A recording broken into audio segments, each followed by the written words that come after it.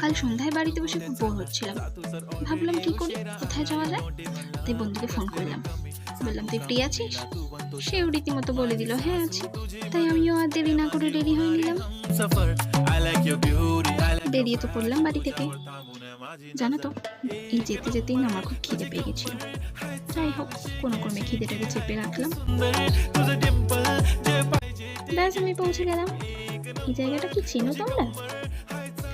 আশা করি অনেকেই চেনো। এটা হচ্ছে চন্দননগর স্ট্যান্ড। তারপর আমি একটু এসে গঙ্গার ঘাটে বসলাম। আজকে সেরকম একটা হাওয়া ছিল না, তাও বসেছিল। এখানে আমি একটু ফটো তোলার চেষ্টা করছিলাম, কিন্তু পেছন দিয়ে আলোটার জন্য আমি কিছুতেই ফটো তুলতে পারিনি, জানো তো।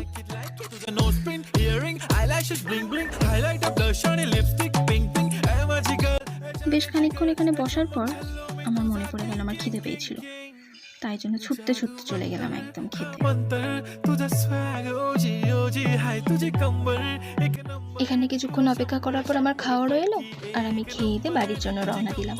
আজকের ভিডিওটা এইটুকু। ভালো লাগলে একটা লাইক কমেন্ট করে চ্যানেলটা সাবস্ক্রাইব করে দেবে। টাটা।